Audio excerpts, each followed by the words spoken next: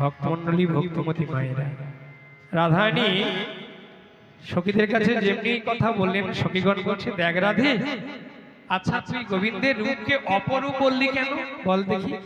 বলছে, কি রূপ হেরিনু কালিন্দির কুলে অতি অপরূপ নিপহু মূলে। আমরা অপূর্ব বলে থাকি, কি অপূর্ব দেখতে বলি না মায়েরা, কিন্তু আমরা তো কেউ বলি না অপরূপ, অপূর্ব বলি। কিন্তু অপরূপ বললে কেন? বলছে অপূর্ব মানে সুন্দর, কিন্তু আমি কেন বললাম অপরূপ, মানে যা কখনো হয় না সেটা আজ আমি তাই দেখলাম। তাই এই কথা যেমনি বলছে রাধারানী সখীদেরকে বলছে, দেখ সখী রে, আমি অপরূপ বললাম কেন জানিস? আচ্ছা, যা হয় না তা আজকে তাই হয়েছে, এই জন্য আমি অপরূপ বললাম। অপূর্ব তো এমনিই বলে থাকি, কিন্তু তখন সখীগণ বলছে, তাহলে কি দেখলি বল? বলে, কি দেখলাম শুনবি। ওগো নাচিছে, ওগো নাচিছে ময়ূর জলদ পরি, নাচিছে ময়ূর জলদ পরি, নাচিছে ময়ূর জলদ পরি, নাচিছে ময়ূর জলদ পরি। অলি কুলয় আছে চাঁদের ঘেরি, অলি কুলয় আছে চাঁদের ঘেরি, অলি কুলয় আছে চাঁদের ঘেরি, অলি কুলয় আছে চাঁদের ঘেরি। কি বললি? নাচিছে ময়ূর জলদ পরি, অলিগুলো আছে চাঁদের ঘেরি। এটা কোনোদিন হতে পারে? বলে, আমরা সবাই জানি নাচিছে ময়ূর জলদ পরি। আহা, মেঘের উপর কখনো আমরা ময়ূরের নাচ দেখেছি? আচ্ছা মায়েরা, কারা কারা একটু ময়ূর দেখেছেন একটু হাত তুলবেন দেখি। বাহ, কারা কারা সাহস করে তুলুন না যারা দেখেছেন। আপনাদের এখানে মাঠে কি ময়ূর থাকে নাকি? হ্যাঁ, তোমাদের বাড়ি বাসা থাকে না? বাবা, কিন্তু আমি ছোট্টবেলা দেখেছি। আমরা কোথায় বেশি যাই, কাছাকাছির মধ্যে একেবারে চিড়িয়াখানা, সেখানে অনেক ময়ূর দেখা যায়। আর যারা নবদ্বীপে গিয়েছেন মায়াপুরে, সেখানে ময়ূর আছে। অনেকে আবার বিভিন্ন বাইরে বেড়াতে গেলে বৃন্দাবনে একেবারে মাঠে ঘাটে ময়ূর। একবার যদি কেউ বৃন্দাবনে যান, সেখানে চারিদিকে শুধু ময়ূর দেখতে পাবে, বর্ষানা টর্ষানা চারিদিকে ময়ূর ঘুরে বেড়াচ্ছে। তাই এখানে রাধারানী সখীদেরকে বলছে, দেখে সখী রে, বলছে নাচিছে ময়ূর জলদ পরি, অলিগুলো আছে চাঁদের ঘেরি। ওই ময়ূর নাচিছে মেঘের ওই উপরে সখী, ময়ূর নাচিছে। যেমনি এই কথা বলেছে, ললিতাদের রাগ হয়ে গেছে। বলে, এই সখী, কি বলছিস তুই? মেঘের উপরে ময়ূরের নাচ হয় নাকি? আমরা কখনো দেখি নাই। তখন রাধারানী বলছে, দেখে সখী রে, হয় কেমন জানিস? এই জন্য অপূর্ব না বলে আমি অপরূপ বললাম। কেন না? এখানে নবমেঘ, আমরা আকাশে মেঘ সাজলে মাটিতে কি হয়? ময়ূর ওই ওই ওই করে নাচে। মেঘ দেখলে ময়ূর নাচে, মাটির উপর নাচে, কিন্তু মেঘের উপর তো নাচা দেখি। তখন রাধারানী সখীদেরকে বলছে, দেখে সখী, তবে শোন, কেন বললাম জানিস? যেমন নবমেঘ সাদৃশ্য গোবিন্দের তনু, গোবিন্দের যে দেহটা, এই দেহটাকে মহাজন বলছে নবমেঘ, মেঘের সঙ্গে তুলনা করছে, মেঘের রঙের সঙ্গে দেহের রং।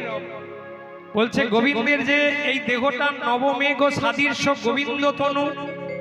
আর তাই যদি হয়, দেহটা যদি মেঘ হয়, তাহলে মেঘের উপরে, গোবিন্দের মাথার উপরে কি আছে গো মায়েরা? হ্যাঁ, চূড়া আছে।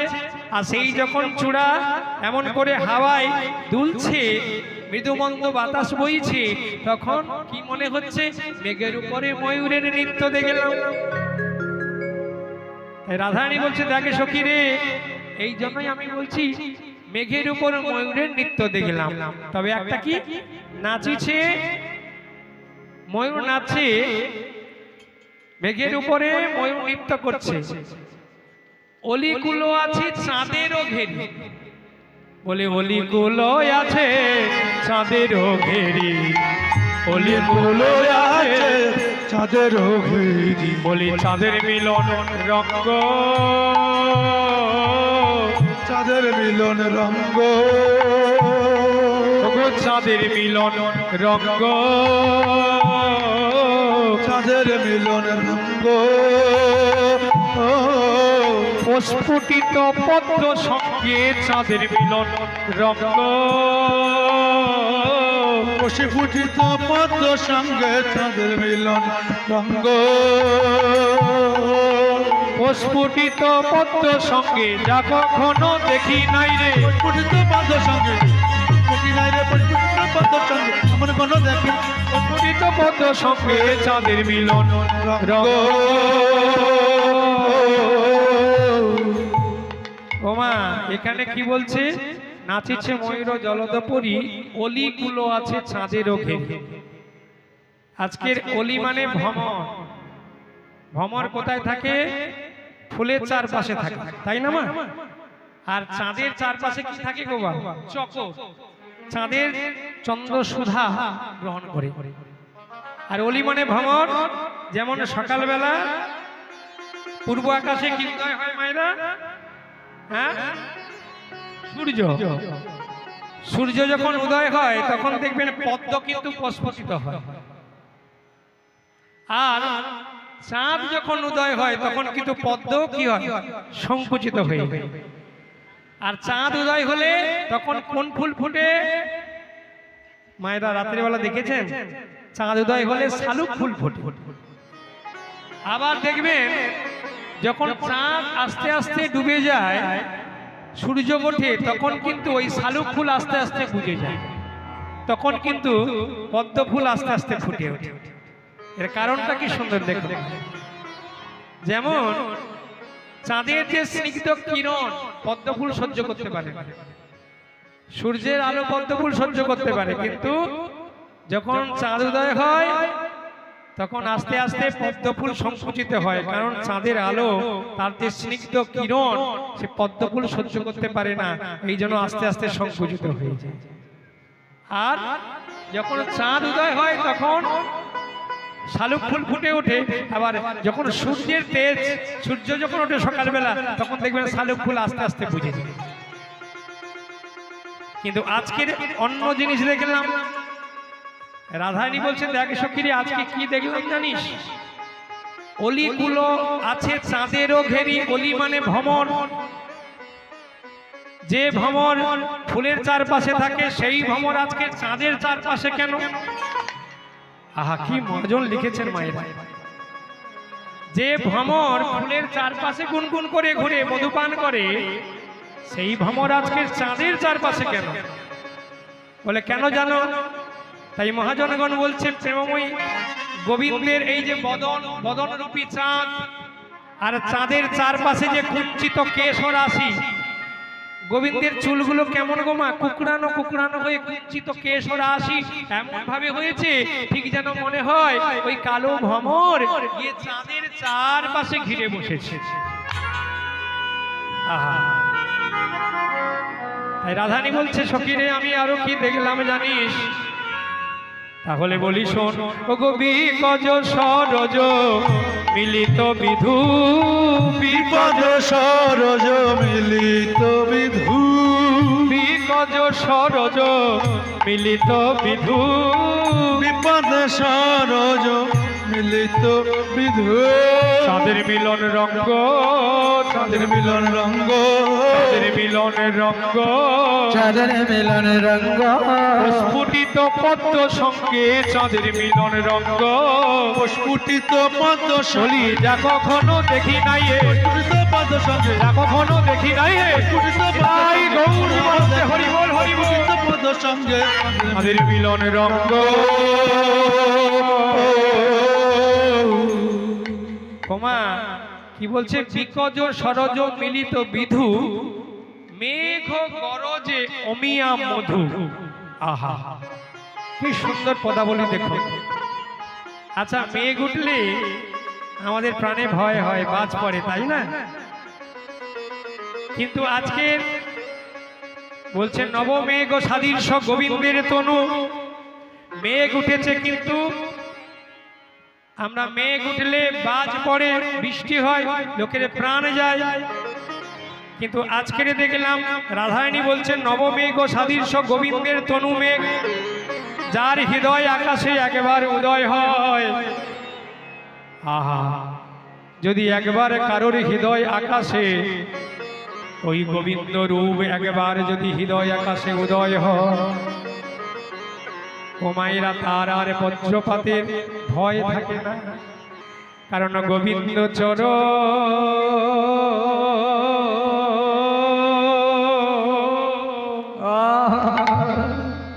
গোবিন্দ চরণে পাবে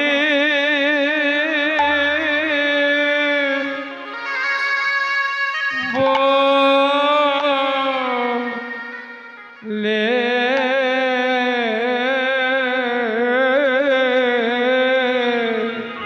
না গোবিন্দ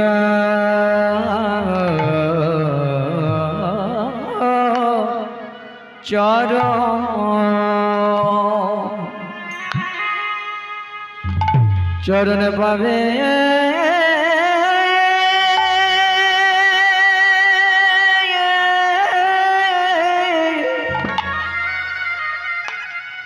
পাবে বলি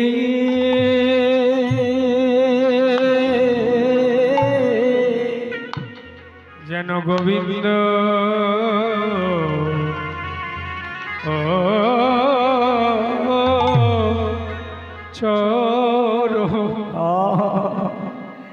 গোবিন্দ চরণে পাবে বলে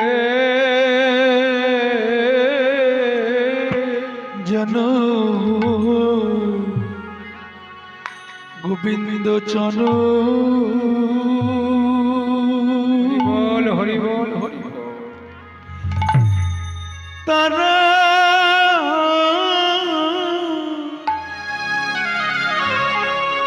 পাবে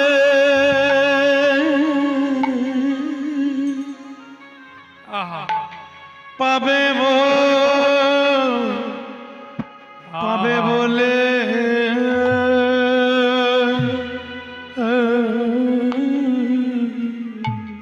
তাদের নয়নে ধারা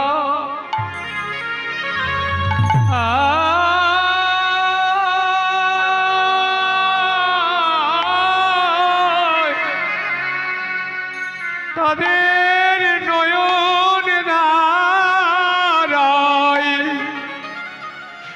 বিরাম নাই রে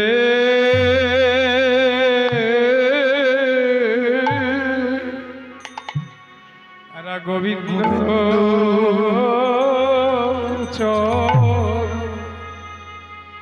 চরণে পাবার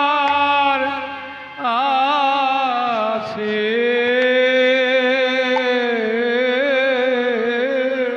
তারা গোবিন্দ চরণ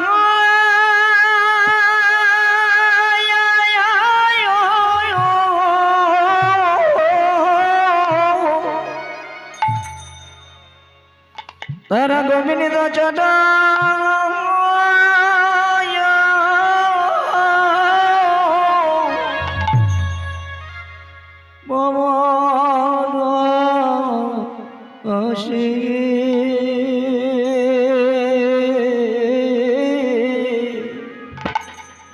তাদের নয়ন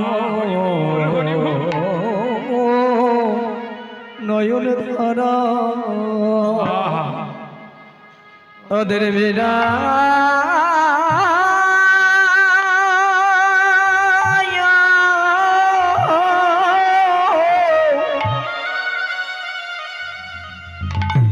বিরা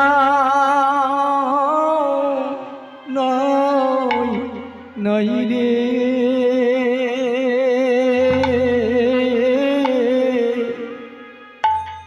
তারা গোবিন্দ সে বলে ওগো চরণে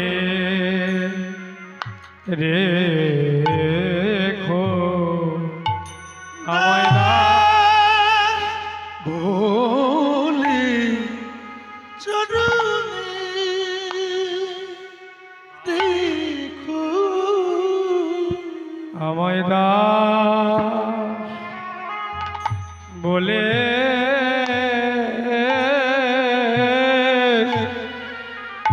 আমায় চরণে রেখো। তাদের দাস বলে চরণে দেখো বলিয়া রাম আমার জাগা নাই গো, আমাদের দাস বলে আমাদের চরণে রেখো। আমার যাওয়া জাগা নাই গো, দাস বলে চরণে মণ্ডলী ভক্তিমতী মায়েরা কি অনুরাগ, রেখো। আমাদের কৃষ্ণ সেবার কি বা জানি, আমরা কৃষ্ণ সেবা কিবা জানি ওগমতি ওগো গুণহীনী, আমরা কৃষ্ণ সেবার ওগো কিবা জানি, অতি হেনা গুণ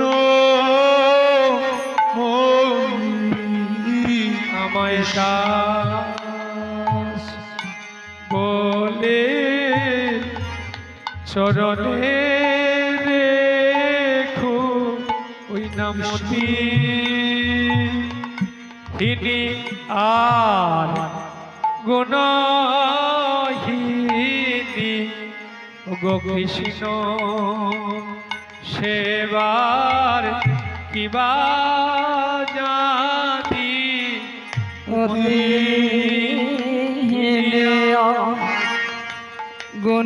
গুণহীনী আমরা কৃষ্ণ সেবায় এবার জানি।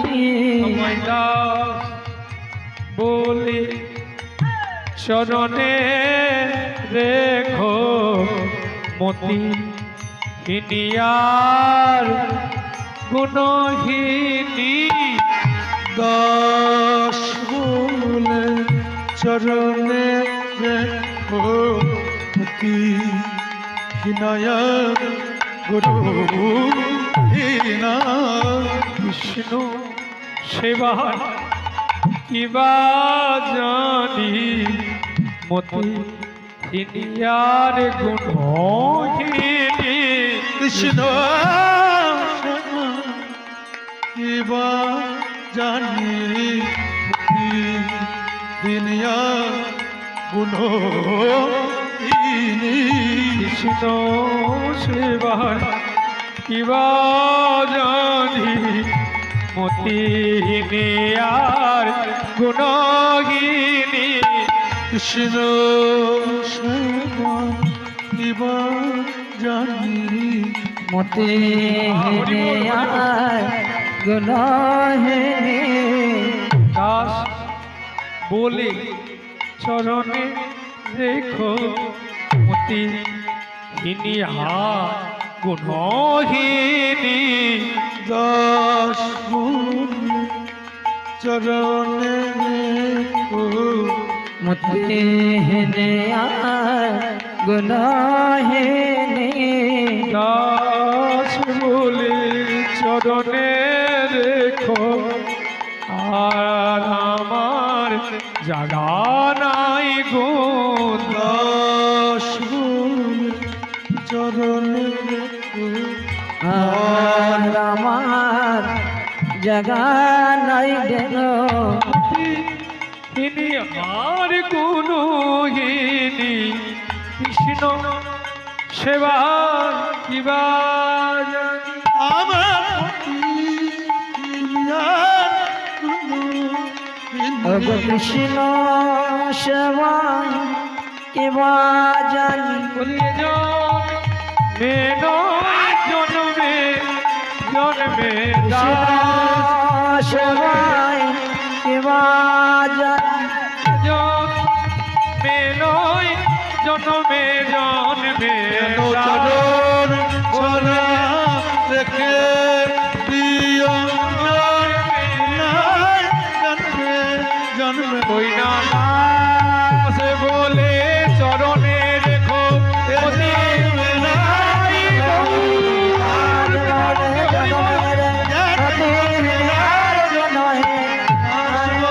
চরণে রেখো জন্মে নয় জন্মে জন্মে দাস বলে চরণে জন্মে নয় জন্মে জন্মে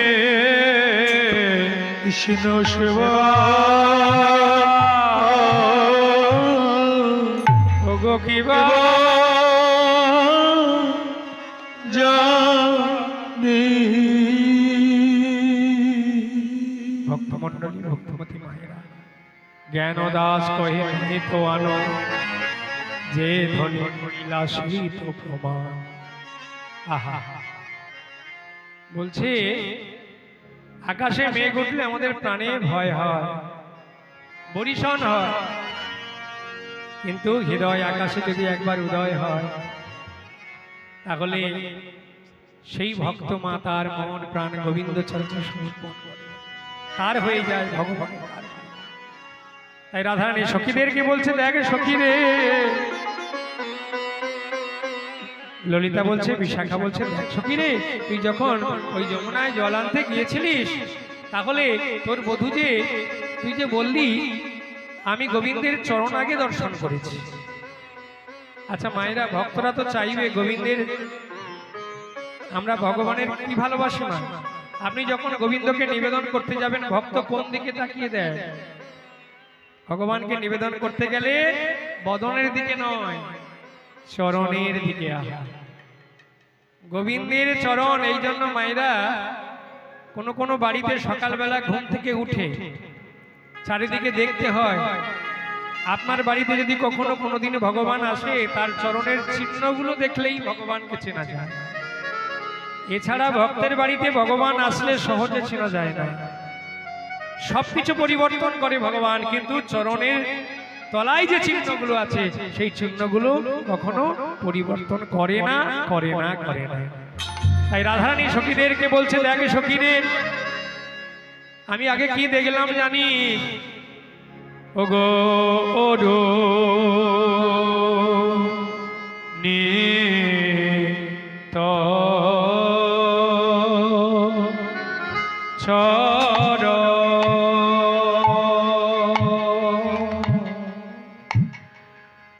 ওগো ওডো তো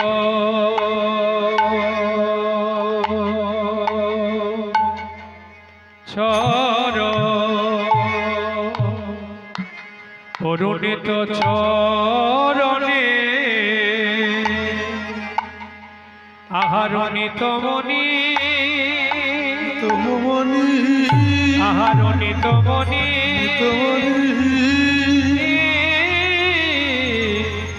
মন জির ওহে ওগো পরাণে বধূ ও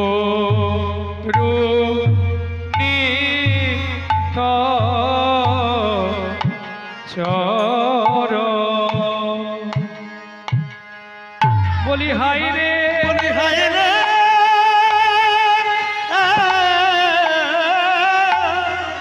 ওই যমুনায় জলে আনতে গিয়ে কি অপরূপ রূপরে উপরে ওই রূপে নয়ন দিলাম, নয়ন দিলাম, ওই রূপে আমি মন দিলাম, মন দিলাম, মন দিয়ে কাজ তো ভালো, ও আজ তো ভালো করি নাই ওহে পরাণে বধূ আমি এই এখনই দেখে এলাম রে যমুনায় জল আনতে গিয়ে এই এখনই দেখে এলাম রে যমুনায় জল আনতে গিয়ে এই এখনই দেখে এলাম রে যমুনায় জল আনতে গিয়ে এই এখনই দেখে এলাম রে যমুনায় জল আনতে গিয়ে এই এখনই দেখে এলাম রে যমুনায় জল আনতে গিয়ে ও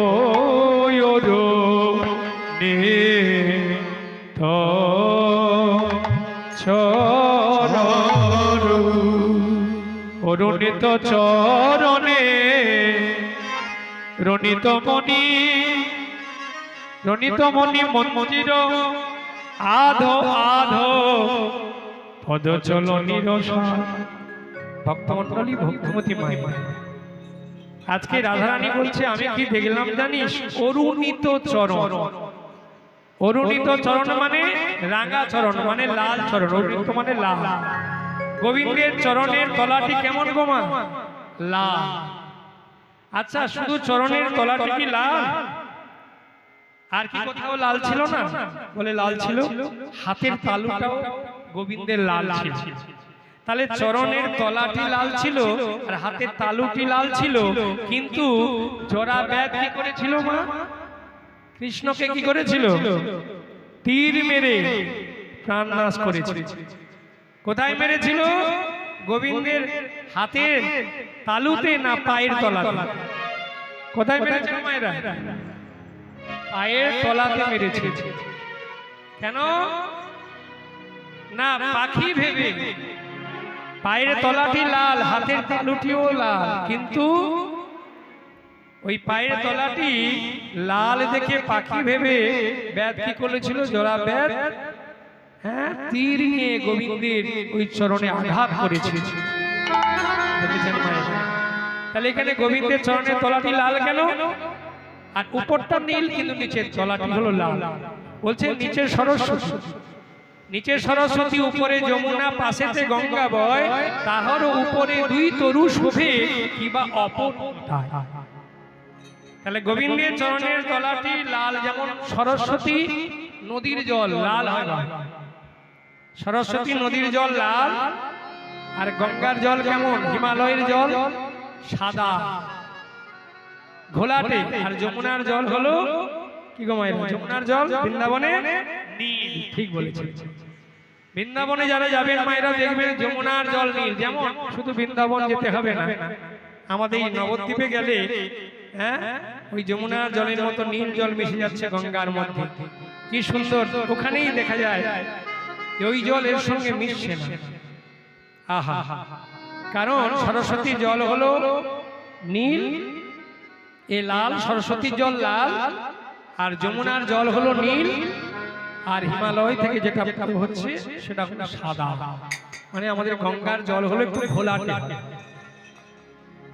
কারণ গোবিন্দের চরণের তলাটি লাল আর উপরটি হলো নীল আর পাশে হলো গঙ্গা বয় তাই বলছে নিচে সরস্বতী উপরে যমুনা পাশেতে গঙ্গা বয় তাহার উপরে দুই তরু শোভে অপর উপর এই যেমন গঙ্গা যমুনা সরস্বতী তিনটির মিলনের স্থল কোথায় বাবা যারা কুম্ভ মেলা যান এলাহাবাদ কুম্ভ মেলা ওই এলাহাবাদ কুম্ভ মেলায় গেলে সেখানে দেখতে পাবেন গঙ্গা যমুনা সরস্বতী মিলনস্থল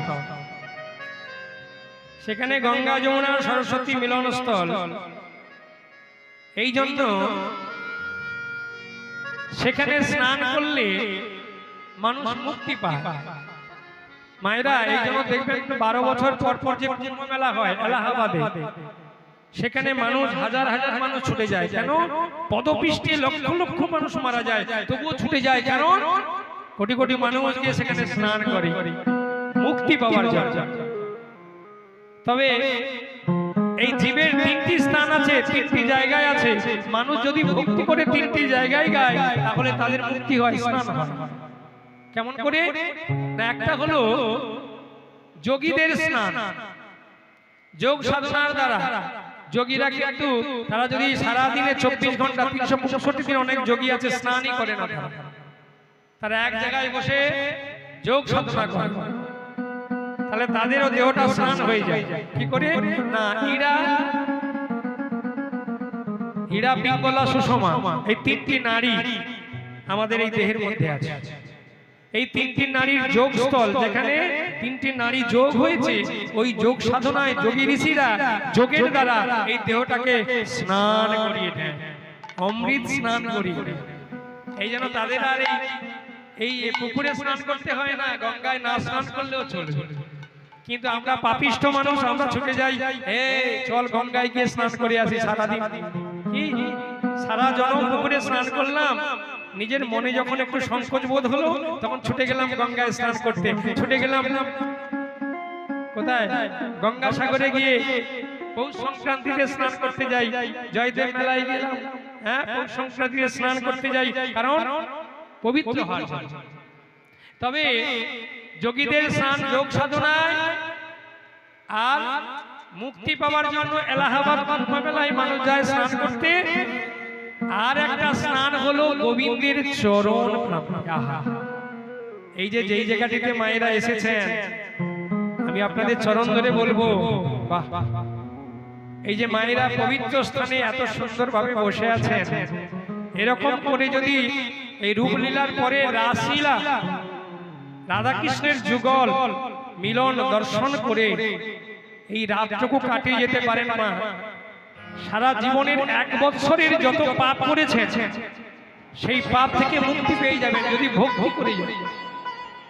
কারণ বৃন্দাবনের এই যে নিত্য যে সেবা, এই যে রূপ রাসলীলা হবে মায়া, সর্বলীলার মুকুটমণি লীলা, এরপরে রাসলীলা। সেই রাসলীলা সর্বলীলার মুকুটমণি রাসলীলা, মানে যাকে বলে আত্মসমর্পণ লীলা। শ্রীমদ ভাগবতে বলেছিলেন না আত্মসমর্পণ কাকে বলে? উদ্ধব সংবাদে কৃষ্ণ বলেছিল উদ্ধবকে, উদ্ধব এই পৃথিবীতে যত ভজন আছে সবচেয়ে মূল্যবান হলো কি আত্মসমর্পণ। কেউ যদি কারোর কাছে আত্মসমর্পণ করে তখন আর কোনো আস্তে বলার ভাষা থাকে না, আর কোনো বলার ভাষা থাকে না। তাহলে যদি কেউ ভগবান আর কিচ্ছু বলতে পারবে না, তার চরণে আত্মসমর্পণ হয়ে যায়।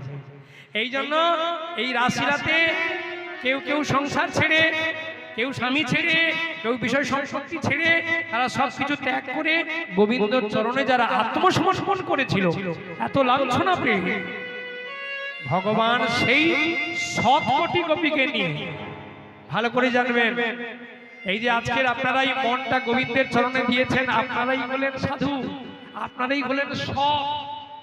এইখানে 100 কোটিকে নিয়ে ভগবান কৃষ্ণচন্দ্র লীলা করলেন মা। এই জন্য এই বৃন্দাবনটা যতক্ষণ আপনারা রয়েছেন মা, এই বৃন্দাবনে লীলা আপনাদের হৃদয়ে যত স্পর্শিত হচ্ছে, তত আপনাদের ভজন হয়ে যাচ্ছে, তত আপনাদের দেহের থেকে যত পাপ, সেই পাপ দূরীভূত হয়ে চলে যাচ্ছে এই কৃষ্ণ ভজনে মা। এই জন্য বলেছে না, এক হরি নামে যত পাপ করে, পাপী হইয়া তত পাপ করিতে না পারে। ভক্তি করে যদি কেউ একবার হরি বল বলে, তাহলে তার যত পাপ আছে সেই পাপ খণ্ডন হয়ে যায়। এই জন্য আমি আপনাদের চরণ ধরে বলবো মায়েরা, এই সারা রাত জেগে যদি কীর্তন শুনতে পারেন, 365 দিনে যে কলিযুগে যে পাপ করেছেন সেই পাপ থেকে আপনার খণ্ডন হয়ে যায়। তাহলে চিন্তা করে দেখুন, আজকের ওই চরণের তলাটি লাল। কেন লাল? না, এর একটা ছোট্ট ঘটনা আছে মা। সেই ঘটনা কেন লাল তাহলে আমরা জানতে পারলাম, এই গৌর চরণ প্রান্তে এসে যদি হাগৌর বলে গৌর প্রাণ বলে এই প্রেম সাগরে গৌর প্রেম সাগরে একটু ডুব দিতে পারেন মা, তাহলে আপনাদের মুক্তি হয়ে যাবে। হ্যাঁ, আর গঙ্গা সাগরে যেতে হবে না, এলাহাবাদ কুম্ভ মেলায় যেতে হবে না। নিতাই গৌর বিমানন্দে হরি বল হরি বল। কৃষ্ণ বলে বাহু তুলে নাচো রে মো হরি বলে। সবাই মিলে টলুন ধ্বনি করে। কৃষ্ণ বলে বাহু তুলে হরি বল। নাচো রে মন হরি বলে।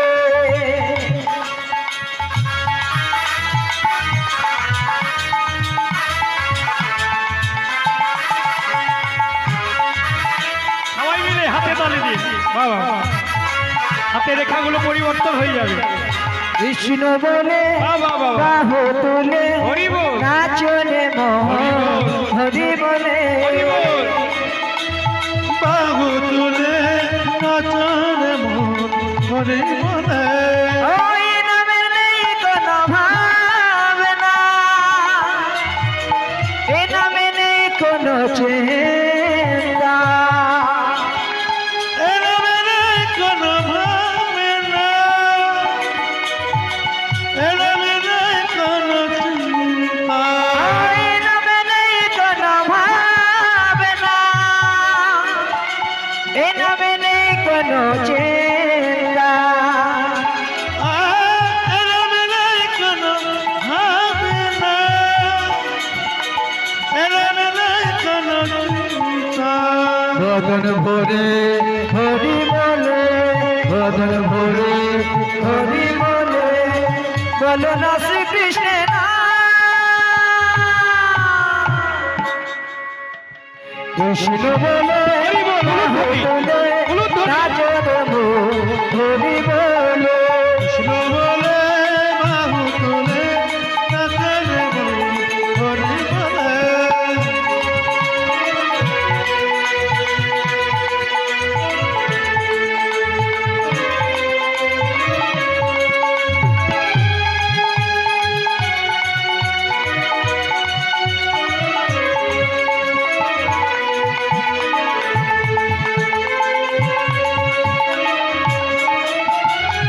এ নামে নেই কোনো ক্লান্তি,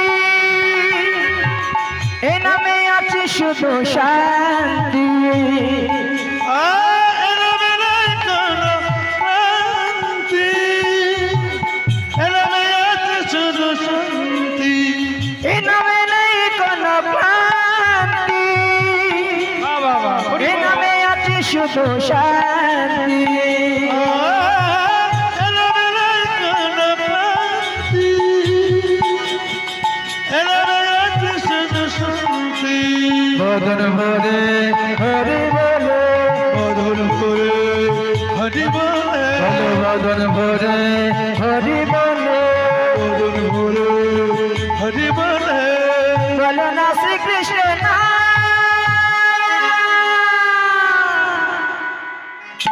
হরি বল। কৃষ্ণ বলে বাহু তুলে হরি বল। নাচরে মন হরি বলে। কৃষ্ণ বলে বাহু তুলে নাচরে মন হরি বলে। হরি বল। হরি বল। নাচরে মন হরি বলে। কৃষ্ণ বলে বাহু তুলে নাচরে মন হরি বলে। নাচরে মন হরি বলে। টলুন ধ্বনি, টলুন ধ্বনি, হরি টলুন ধ্বনি। বলে।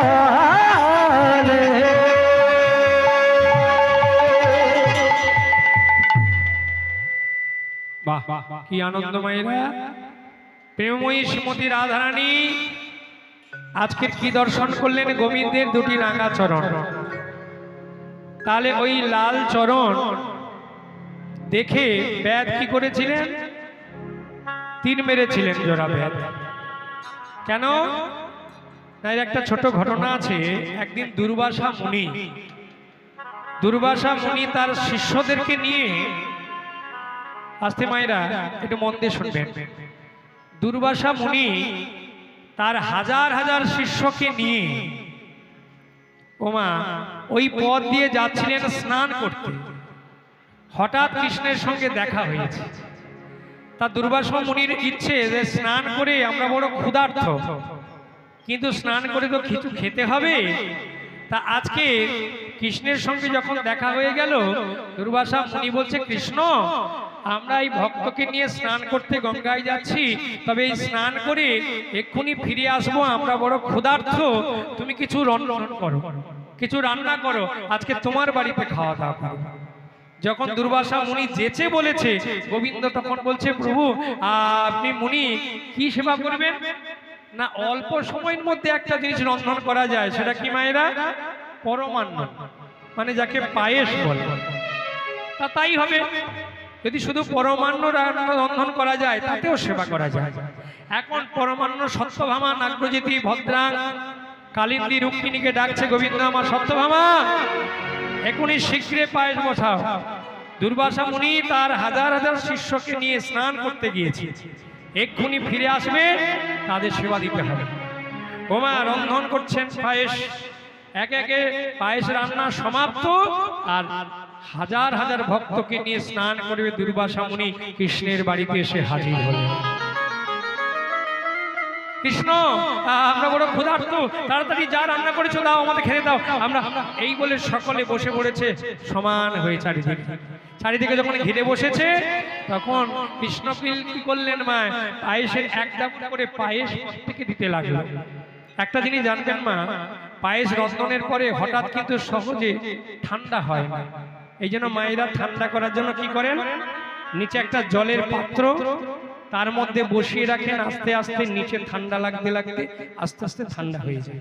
কিন্তু হঠাৎ যখন চলে এসেছে আর সেই পায়েস ঠান্ডা করার হইল না, তাও তো আমরা ক্ষুধার্ত, ওই গরম পায়েস যখনই পাত্রের মধ্যে দিয়েছে আর সেই গরম পায়েস হাতে নিতে গিয়ে যখনই গরম লেগেছে, দুর্বাসা মুনি ক্রোধান্বিত হয়ে রেগে বলছে, কে কি কৃষ্ণ, এ কি করলে তুমি?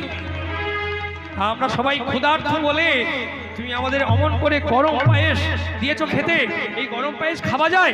একবার দেখো দেখি তোমার গায়ে যদি এই পায়েসটা ঢেলে দেওয়া যায় কেমন লাগে, দেখো তো। এই পায়েসগুলো সব কৃষ্ণের অঙ্গে ঢেলে দাও।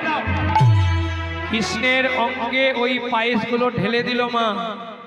কৃষ্ণ অবাক হয়ে গেলেন, আমি সেবায় ভুল ত্রুটি করেছি ভালো কথা, এই বলে যত পায়েস ছিল কৃষ্ণের অঙ্গে যখন ঢেলে দিল, আর কৃষ্ণ যখন মাথাটা নত করে ফেলল, দুর্বাসা মুনি দেখে অবাক হয়ে কৃষ্ণকে বলছে, কৃষ্ণ কৃষ্ণ তুমি রাগ করেছো তাই না? আমি রাগ করে এই পায়েসটা তোমার গায়ে ঢেলে দিয়েছি, তোমার বড় রাগ হয়েছে তাই না? তবে একটা কথা শোনো, আমি এই পরমান্ন এই পায়েসের মধ্যে হাত দিয়েছি মানে বজ্রামৃত মন্ত্র প্রদান করেছি। এই বজ্রামৃত মন্ত্র প্রদান করেছি। কৃষ্ণ যখন রাগ করে এক পা চলে যাচ্ছিল, সঙ্গে সঙ্গে দাঁড় করিয়ে বলছে, কৃষ্ণ তুমি রাগ করো না, আমার কথাটা শোনো। ওই পায়েসটাই যখন হাত দিয়েছি বজ্রামৃত মন্ত্র প্রদান করেছি, কিন্তু সর্বনাশ, তোমার সারা অঙ্গে পায়েস লেগেছে, কিন্তু পায়ের তলার মধ্যে কোনো পায়েস লাগে। কেউ যদি সোজা হয়ে দাঁড়িয়ে থাকে মা, তাহলে সারা অঙ্গ দিয়ে পায়েস চলে গেলে পায়ের তলাতে তো প্রবেশ করবে না।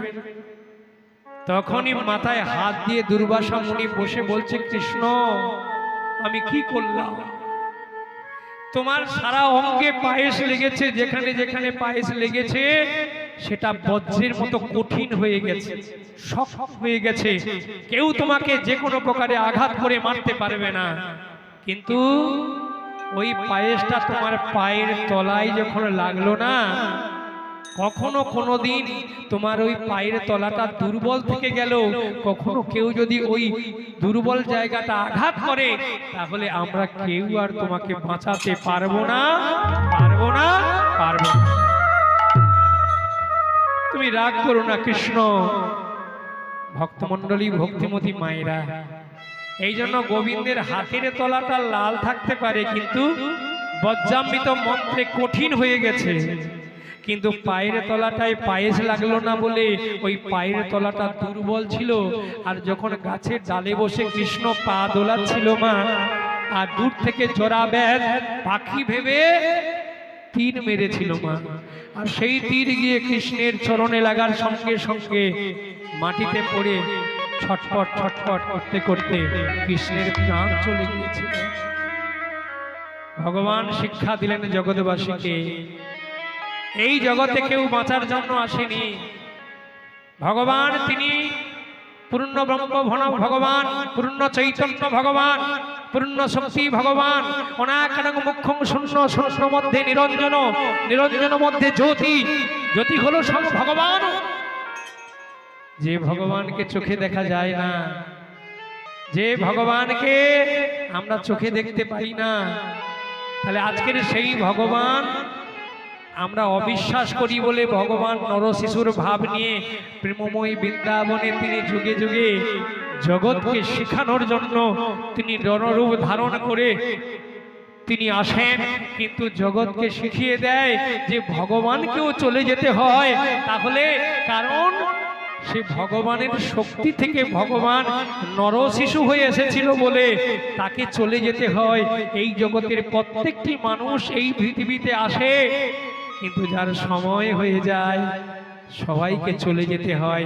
কিন্তু যাওয়াটাই হলো আসল। কেমন ভাবে যাওয়া, আসা আর যাওয়া, এটা হলো ভজনের ক্রিয়া। মায়েরা শুনে রাখুন, আসা যাওয়াটা কেমন দেখুন। আচ্ছা একটা কথা বলি মায়েরা, এই যে আসা যাওয়ার মধ্যে মানুষ কত রকম ভাবে মরে বলুন তো মায়েরা। জন্ম যখন নেয় তখন মায়ের গর্ভ থেকে প্রত্যেকটি জীব মায়ের গর্ভ থেকে আসে, কিন্তু মৃত্যুর সময় প্রত্যেকটা মানুষ ভিন্ন ভিন্ন ভাবে মৃত্যুবরণ করে, করে না মা? কেউ সাইকেল থেকে দেখবেন পড়ে গিয়ে মারা যায়, যায় না? কেউ হাঁটতে হাঁটতে গিয়ে মারা যায়। এবছর একজন বৃদ্ধ দেখলেন না, ভোট দিতে গিয়ে মারা গেছে। স্ট্রোক হয়ে যাচ্ছে মানুষ, পৃথিবীতে হাজার হাজার মানুষ স্ট্রোক হয়ে মারা যাচ্ছে, কারণ নিয়তি। তাহলে বলুন তো, সবাই তো আসে মায়ের গর্ভ থেকে আসে, আসার সময় একই ভাবে, কিন্তু যাবার সময় ভিন্ন কেন? এটাই হলো ভজন। মা গালে হাত দিবেন, গালে হাত দিবেন। হ্যাঁ ওমা, তাহলে এবার চিন্তা করে দেখুন, আসার সময় আমরা আসি আর যাওয়ার সময় ভিন্ন কেন? স্কুলে সবাই পড়াশোনা করে, কিন্তু সবাই কিন্তু ফার্স্ট হয় না। এবছর মাধ্যমিক পরীক্ষার রেজাল্ট হলো, সেই রেজাল্টে ফার্স্ট হয়েছে একজন, কিন্তু সেকেন্ড থার্ড তিনজন চারজন পাঁচজন এরকম অনেক হয়েছে, কিন্তু ফার্স্ট হয়েছে একজন। তাহলে চিন্তা করে দেখুন, ক্লাসে এত কোটি কোটি ছাত্র পড়াশোনা করছে, কিন্তু ফার্স্ট হয় একজন দুজন। তাহলে চিন্তা করে দেখুন, এই পৃথিবীতে আমরা আসি, কিন্তু যাওয়ার রাস্তাটা আমরা কেমন ভাবে গেলে আসার জায়গা থেকে আবার ফিরে যাব, যেখানে অমৃতস্য পুত্র আমাদের আসল ঘরে ফিরে যাব, সেই পথটা আমরা সঠিক করি না, করি না, করি না। এই জন্য বলছে না, এই করেছো ভালো নিঠুর হে, নিঠুর হে, এই করেছো ভালো, এই করেছো ভালো নিঠুর হে, নিঠুর হে, এই করেছো ভালো,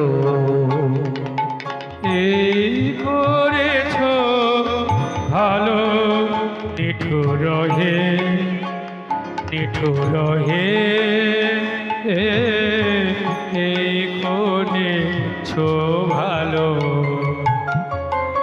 এই করেছো ভালো নিঠুর হে, নিঠুর হে, এই করেছো ভালো। আমার ধূপ না পুরালে যায় না রে, আমার ধূপ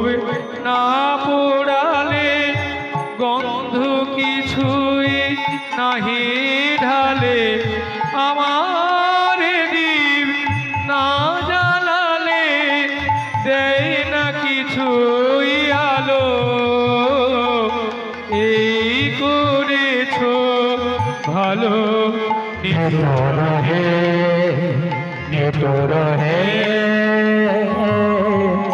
এই করেছো ভালো এই করেছো ভালো নিঠুর হে নিঠুর হে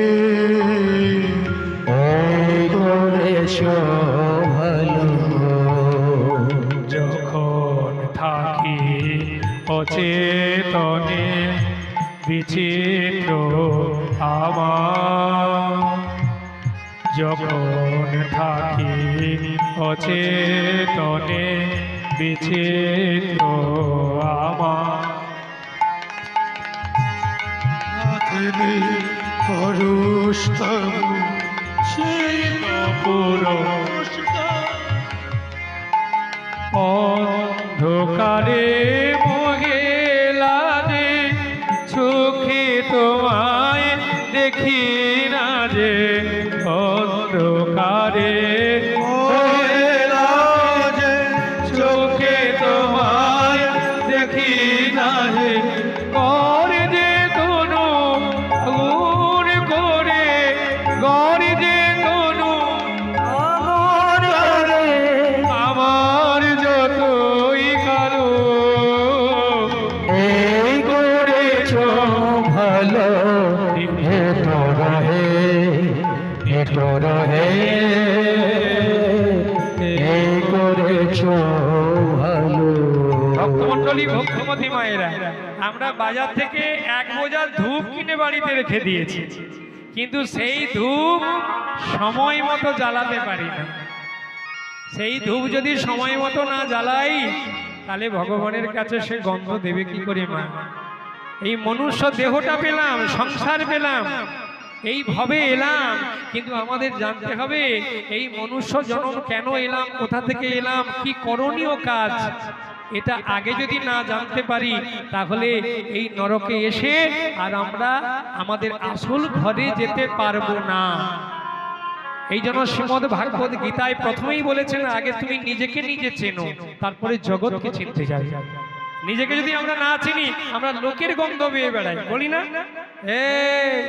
সকালবেলা সারা রাত জেগে সকালবেলা বলছে পাড়ায় ঘুমায় না বলে কি না ওই যে মদনের বউ ওই শ্যামের সঙ্গে পালিয়ে গেছে বউ পালানো একটা এখন অনেক চারিদিকে জ্বালা হয়েছে ওই খবরটা নিয়ে চারিদিকে গ্রামে ছড়ানোর জন্য কোনো ব্যক্তি আছে কিন্তু সে নিজের খবরটা জানে না এই জন্য ভাগবত বলছে আগে তুমি নিজেকে চেনো পরেরটা দেখতে যাচ্ছ কেন উপর দিকে থুতু ফেললে নিজের গায়ে পড়ে অপরের জন্য গর্ত করলে সেই গর্তে নিজেকে আগে পড়তে হয় এই জন্য ভাগবত জীবকে বলছে আগে তুমি দেখো কোথায় ছিলে তুমি কে কেন এসেছো আগে আগে তুমি এটা দেখো তারপরে তুমি জগৎকে দেখতে যাবে তাহলে নিজেকে নিজে চিনতে না পারলে এই জগতে তুমি কাউকে চিনতে পারবে না ঠিক তেমনি এই দেহটাকে ধূপের মতো করতে হবে ধূপ যেমন ভগবানকে সেবার জন্য সে পুড়ে নিজেকে ছাই করে দেয় ঠিক তেমনি ভক্ত যদি হয় সে ভগবানের চরণে আত্ম নিবেদন করে সে ভগবানের চরণ আহা তাহলে আজকের গোবিন্দের চরণের তলাটি কেন লাল না দুর্বাসা মুনির গল্পটি আমরা জানলাম আর ওই গোবিন্দের চরণের চিহ্নতে 19টা লক্ষ্মী আছে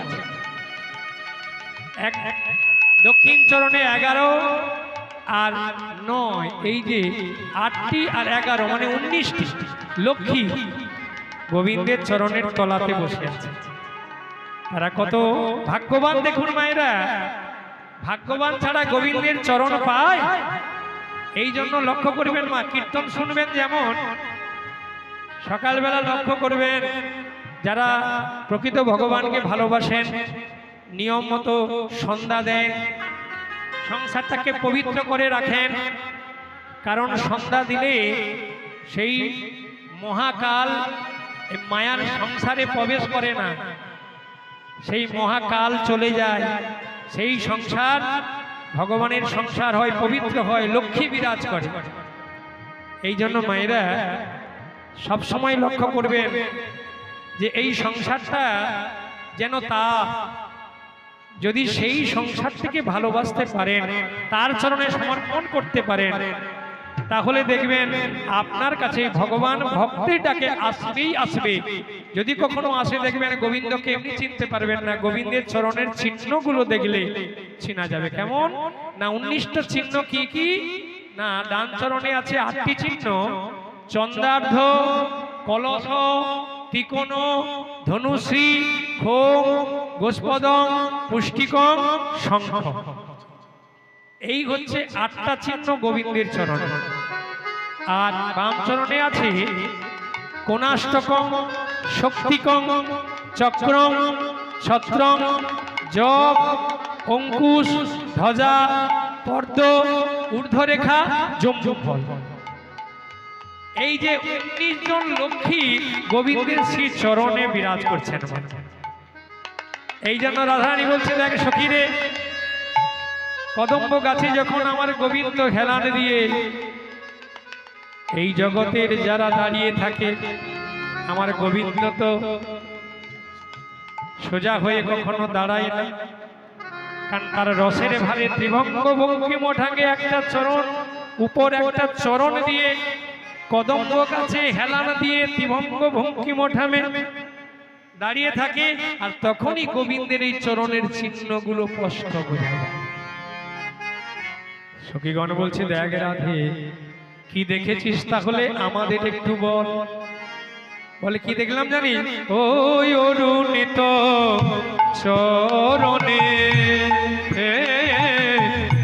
রণিত মণি মন্দির, অরুণিত চরণে অরুণিত মণি মন্দির, ওগো আধো আধো পদ চলনি রসাল গো,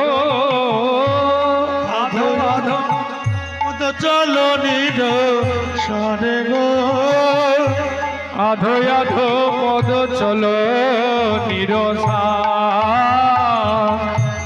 আধো আধো চলো নিরসাল। ওমা কেমন করে গোবিন্দের এই চরণে।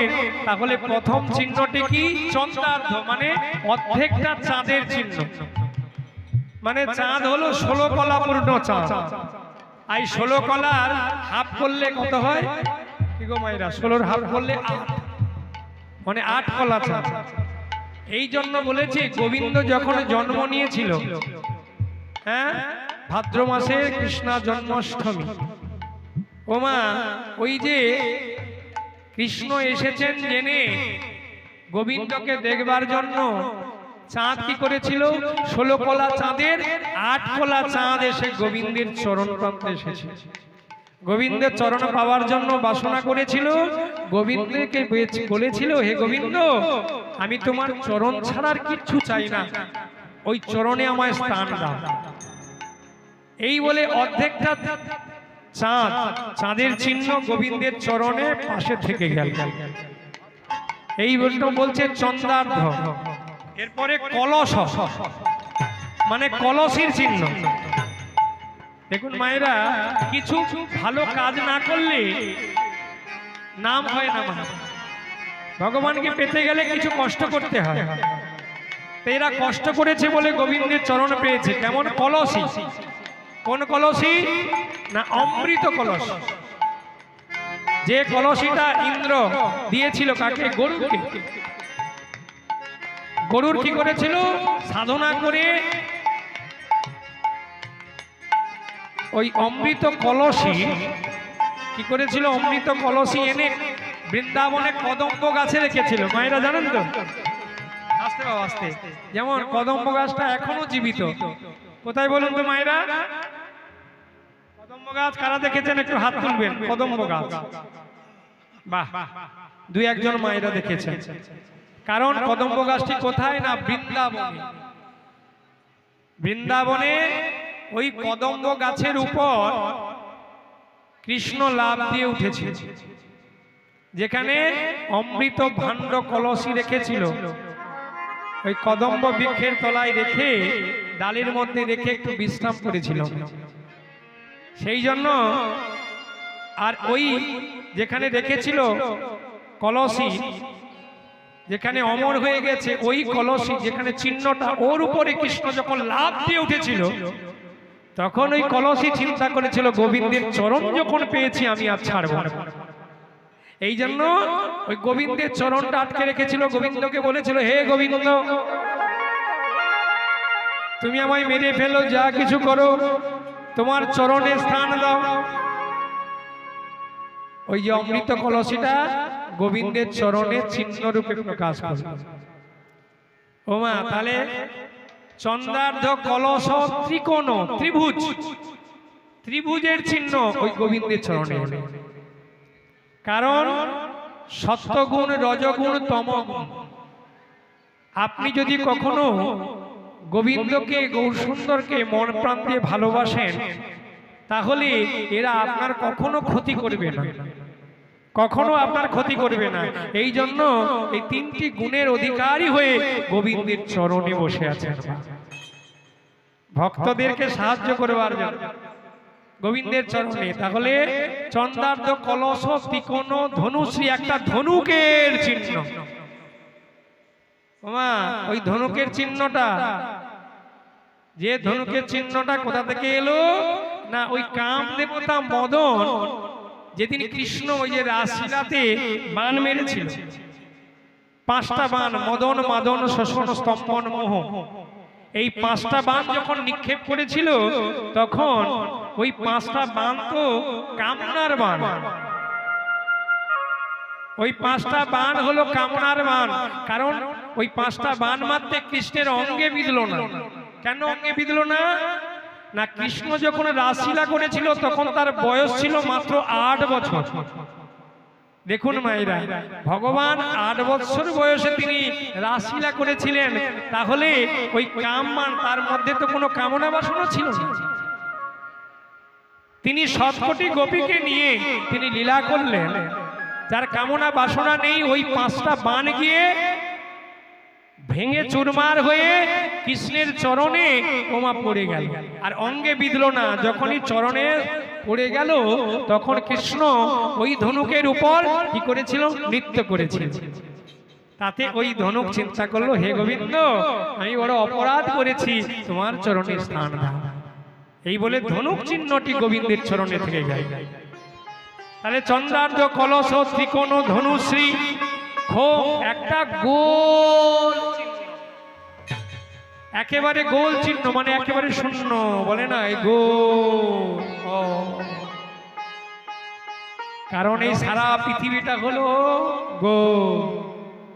কারণ একদিন কংসের অত্যাচারে, জরাসন্ধের অত্যাচারে সারা পৃথিবী জর্জরিত হয়ে গেছে। তখন সারা পৃথিবী হাত জোড়ো করে ভগবানের কাছে শরণ নিয়েছিলেন। সারা পৃথিবীটা গোল, এই জন্য ওই গোল চিহ্ন গোবিন্দের চরণে স্থান পেয়ে গেল। তাহলে চন্দ্রার্ধ কলস ত্রিকোণ ধনুশ্রী খোম গোস্পদং, এরপরে গোস্পদং একটা গরুর খুরের চিহ্ন গোবিন্দের চরণ প্রান্তে। গরুর খুরের চিহ্ন গোবিন্দের চরণ প্রান্তে এলো। দেখুন মায়েরা, আমরা এত কষ্ট করে ডাকছি, আমরা চরণে পাইনি, একটা গরুর খুরের চিহ্ন কেমন করে এলো না? একদিন এক দৈত্য কি করেছিল? কৃষ্ণকে বধ করার জন্য কৃষ্ণ যাকে ভালোবাসে সেই ছদ্মবেশ ধারণ করেছিল। কেমন? গোবিন্দ কি ভালোবাসেন মা? হ্যাঁ, গরু গাভী ভালোবাসেন মা, ছোট্ট ছোট্ট ধবলি, শ্যামলি, পিয়লি, মঙ্গলি। হ্যাঁ, একদিন গোবিন্দ রাধারানীকে কাছে বসিয়ে কথোপকথন করছে, আর এমন সময় একটা বাছুরি এসে পেছনে, গোবিন্দের পেছনে শিং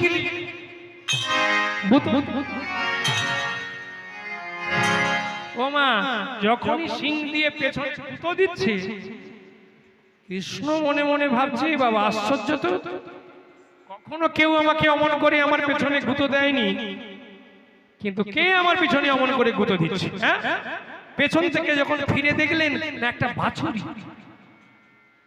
বাছুরি আমাকে অমন করে গুঁতো দিচ্ছে। গোবিন্দ যখন দেখলেন না বাছুরিটা দাঁড়িয়ে আছে কিন্তু তার ছায়া মাটিতে পড়ছে না, গোবিন্দ চিন্তা করলো না এ বাছুরি নয়, এ আমার শত্রু।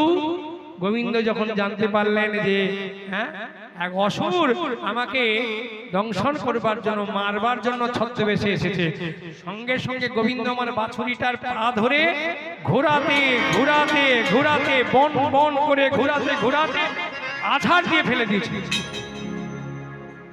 বাছুরিটা ছটফট ছটফট করতে করতে মারা গেছে।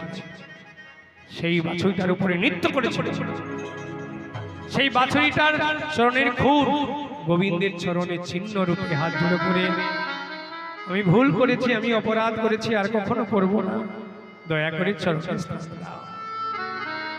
ভক্তমণ্ডলী, ভক্তিমতী মায়েরা দেখুন, সেই গোবিন্দের চরণে চিহ্ন রূপে থেকে গেল মা। তাহলে চন্দ্রার্ধ, কলস, তিকোন, ধনুশ্রী, খোম, গোস্পদম, পুষ্টিকং শঙ্খ, মানে এবারে 7 নম্বরটা হলো পুঁটি মাছের চিহ্ন। কি আশ্চর্য দেখুন মায়েরা। আচ্ছা, কারা কারা পুঁটি মাছ খান একটু হাত তুলবেন তো মায়েরা। ও বাবা, পুঁটি মাছ, এই তো এক মাছ তুলেছে, পুঁটি মাছ খান যারা, আরেক মা তুলেছে, খুব সুস্বাদু তাই না মায়েরা? ছোট্ট মাছ, পুঁটি মাছ অনেকে খায়, বেশিরভাগ, অনেকে মায়েরা তো লজ্জায় হাত তুলছে না। তা যাই হোক, এখানে পুঁটি মাছ দেখুন, সে আজকের গোবিন্দের চরণের চিহ্ন রূপে এসেছে। এত মাছ রয়েছে কিন্তু পুঁটি মাছের চিহ্নটা গোবিন্দের চরণে এলো কেন? এর একটা বড় রহস্য আছে। তাহলে শুনতে হবে মায়েরা, যে দানবীর রাজা ছিলেন যার নাম হলো মনু রাজা, ওই মনু রাজা দান করতে করতে যে যা চাইতো তাকে দান করত, দান করতে করতে দানি হয়ে গেছে, তার বড় অহংকার হয়ে গেছে যে এই বিশ্বে আমার মতো দানি আর কেউ নেই। দেখেছেন মা, কেউ যদি কোনো কিছু করে থাকে তার অহংকার আসলে ভগবান কিন্তু অহংকার সহ্য করতে পারে না। এই জন্য আমি আপনাদের চরণ ধরে বলবো মায়েরা, কীর্তন শুনতে আসবেন কিন্তু মূল্যবান কথাগুলো নিয়ে গিয়ে সেগুলোকে যদি কাজে লাগাতে পারেন তাহলে মনুষ্য জন্ম সার্থক হয়ে যাবে। কখনো কোনো জিনিসে অহংকার করবেন না, এই অহংকার হচ্ছে পতনের মূল। এত অহংকার কখনো কোনোদিন ভালো নয়, কারণ এই পৃথিবীতে ভগবান সব সইতে পারে কিন্তু অহংকার কখনো কোনোদিন ভগবান সইতে পারে না। তাই আমি আপনাদের চরণ ধরে বলবো মা, বিষয় বাসনা, রূপ যৌবন, কামনা বাসনার কখনো কোনোদিন অহংকার করবেন না। সেই অহংকার ভগবান আগে সেই অহংকার ব্যক্তিকে অহংকার থেকে চুলের মুঠি ধরে নামিয়ে দলিত করে দেন। হয়তো আপনি ভাবছেন একটা জুয়ার এসেছে, সেই জুয়ারে কিছু অর্থ পেয়েছেন, সোনাদানা পেয়েছেন, গাড়ি বাড়ি হয়েছে, ক্ষণিকের জন্য। এটা জানবেন আপনার ছিল, আপনাকে দিয়েছে, এটা তারই জিনিস, এটা ভাববেন এটা আমার নয়। তার এসেছে, থাকলে থাকবে, আবার তার চলে যায়। কিন্তু আপনি যদি মনে করেন আমি অহংকার করি, এই জন্য একটা ব্যাখ্যা বলি মায়েরা, শাস্ত্রে বলছে অবংশপতিন রাজা মুখ্যস্য পুত্র পণ্ডিত অধমেন ধনম প্রাপ্য তিনবেদ মন্যতে জগৎ। কি অপূর্ব কথা দেখুন, বলছে অবংশপতিন রাজা, অবংশের পুত্র যদি কখনো রাজা হয়, একটু লক্ষ্য করবেন মায়ের, এটা আমার কথা নয়, এটা শাস্ত্রের কথা। বলছে অবংশপতিন রাজা, রাজার ছেলে রাজা হলে তো কোনো কথা নেই, সেটা হয়ে থাকে কি, কিন্তু এখানে বলছে অবংশপতিন রাজা মুখ্যস্য পুত্র পণ্ডিত, মানে অবংশের পুত্র যদি রাজা হয় আর মূর্খের পুত্র যদি পণ্ডিত হয়, দেখুন ভালো করে লক্ষ্য করবেন, বলছে অবংশ পতিন রাজা মুখ্যস্য পুত্র পণ্ডিত অধমেন ধনম পাপ। কোন অধন ব্যক্তি যদি হঠাৎ বহু টাকার মালিক হয়ে যায়, হ্যাঁ, তাহলে অবংশপতি রাজা মুখ্যস্য পুত্র পণ্ডিত অধমেন ধনম প্রাপ্য তিনবেদ মন্নতে জগৎ। মানে এই পৃথিবীটাতে সে মনে করে, হ্যাঁ, এটা সব তিনের আকার, মানে ঘাসের মতো ভাবে। চিন্তা করে দেখুন, বলছে অবংশপতি রাজা মুখ্যস্য পুত্র পণ্ডিত অধমেন ধনম প্রাপ্য তিনবেদ মন্নতে জগৎ। হ্যাঁ, তিনের আকার মনে করে, নিজেকে এত বড় মনে ভাবে। বলছে মূর্খের পুত্র যদি পণ্ডিত হয়, অধন ব্যক্তি যদি কিছু ধন পায়, হ্যাঁ, আর অবংশের পুত্র যদি কখনো রাজা হয়, তাহলে সে রাজ্যটাকে তিনের আকার মনে করে।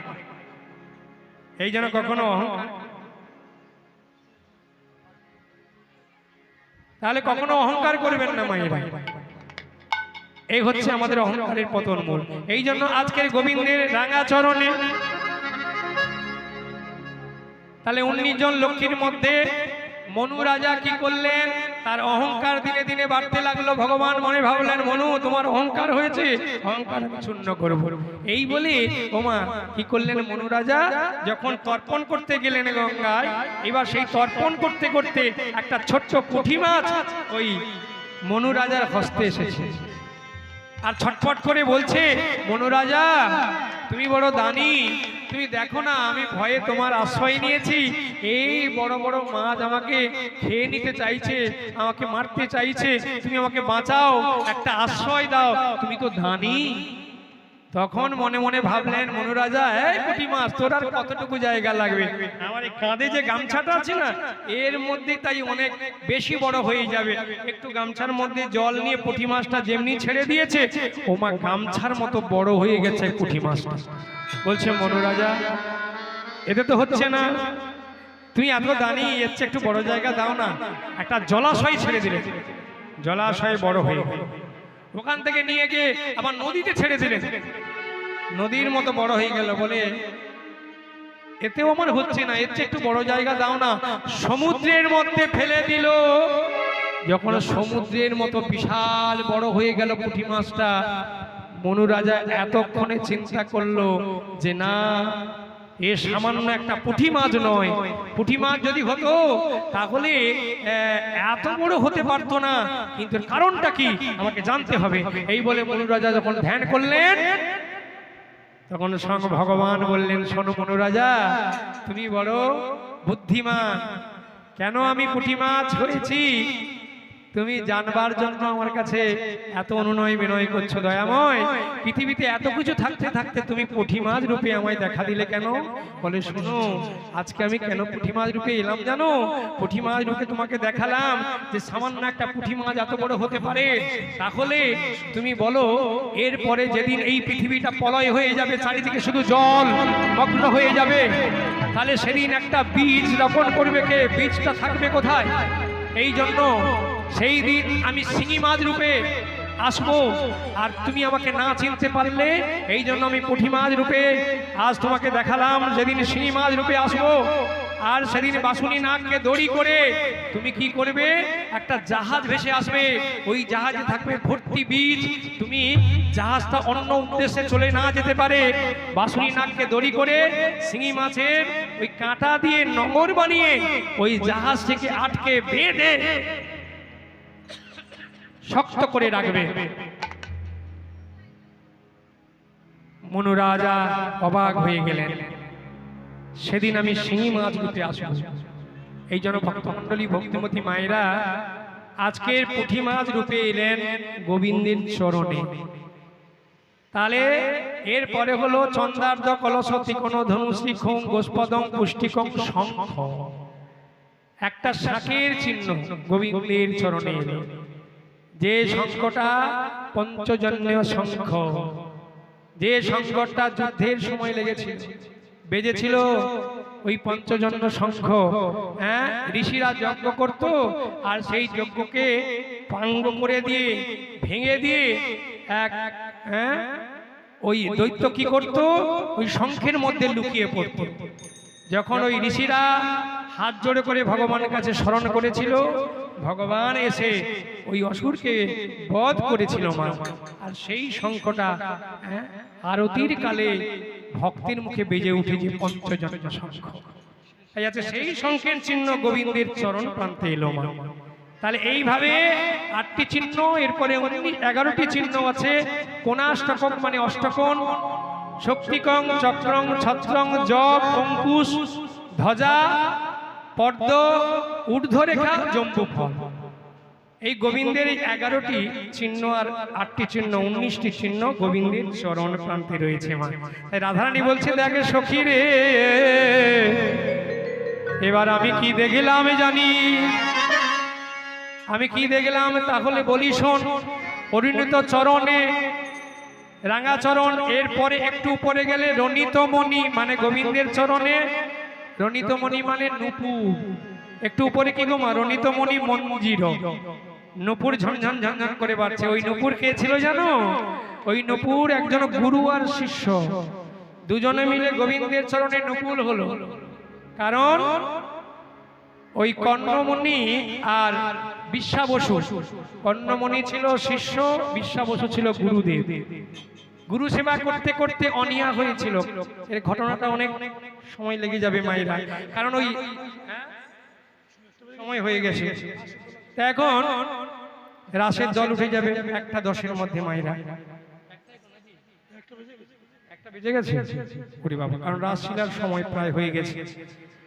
তা সেই গোবিন্দের চরণে গুরু শিষ্য দুজনেই মিলে গোবিন্দের চরণ চেয়েছিলেন, এই জন্য তারা গোবিন্দের চরণ পেয়েছিলেন মা।